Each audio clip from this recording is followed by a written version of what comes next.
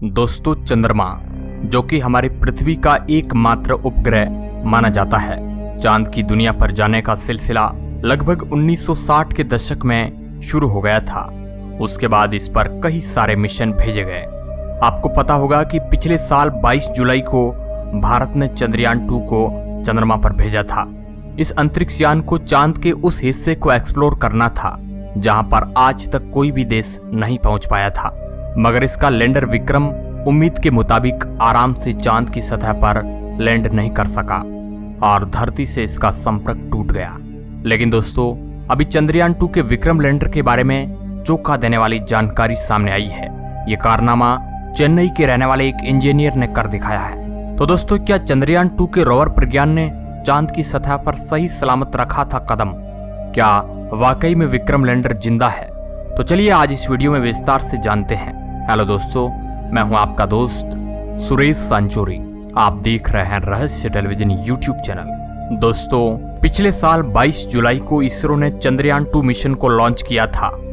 इस अंतरिक्ष यान का मकसद चंद्रमा के अंधेरे वाले हिस्से में जाकर रिसर्च करना था, लेकिन लैंडिंग के वक्त विक्रम लैंडर उम्मीद के मुताबिक काम नहीं कर पाया, जिस वजह से धरती पर बैठे वैज्ञानिकों से विक्रम लैंडर का संपर्क टूट गया और विक्रम लैंडर की लोकेशन का पता नहीं चल पाया।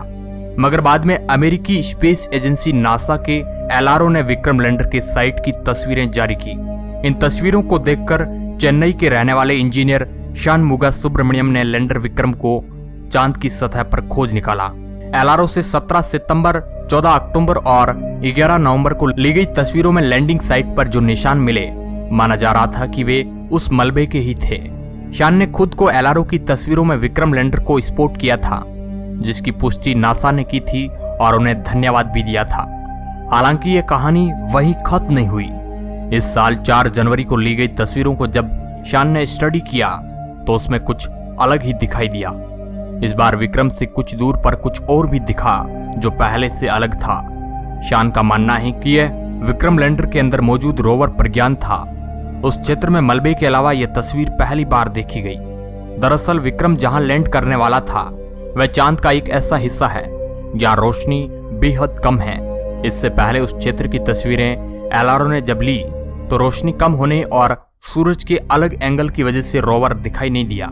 शान का कहना है कि इस बार चांद के इस हिस्से पर रोशनी पहले से ज्यादा थी और अलग एंगल पर यह रोशनी रोवर पर टकराई और इसी रिफ्लेक्शन की वजह से इस बार वह देखा जा सका।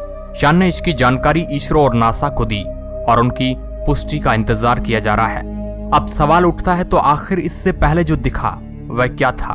दोस्तों, चंद्रयान 2 अपने साथ कुल 13 पेलोड लेकर गया था, जिनमें से 3 लैंडर पर और 2 रोवर पर थे। शान का कहना है कि पहले नासा को और उनको जो मलबा दिखा मुमकिन है कि वह इस पेलोड का हो। शान मानते हैं कि उन्हें जो मलबा दिखा है वह लंगबोइर प्रोब का हो सकता है।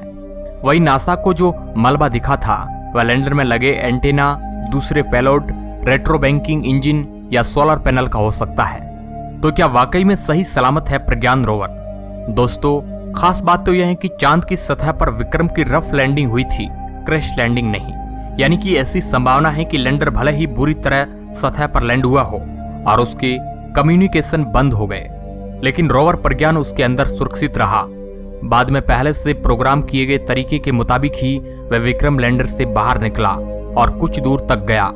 शान का कहना है कि सतह पर टक्कर की वजह से रोवर के लैंडर से बाहर फेंके जाने की संभावना कम है। दोस्तों, मुमकिन है कि रोवर सही तरीके से लैंडर से बाहर निकला था। ऐसा इसलिए क्योंकि तस्वीरों में लैंडर और रोवर के बीच ट्रैक देखा जा सकता है। अगर रोवर टक्कर खाकर बाहर गिरा होता तो ऐसा ट्रैक बनने की संभावना कम थी।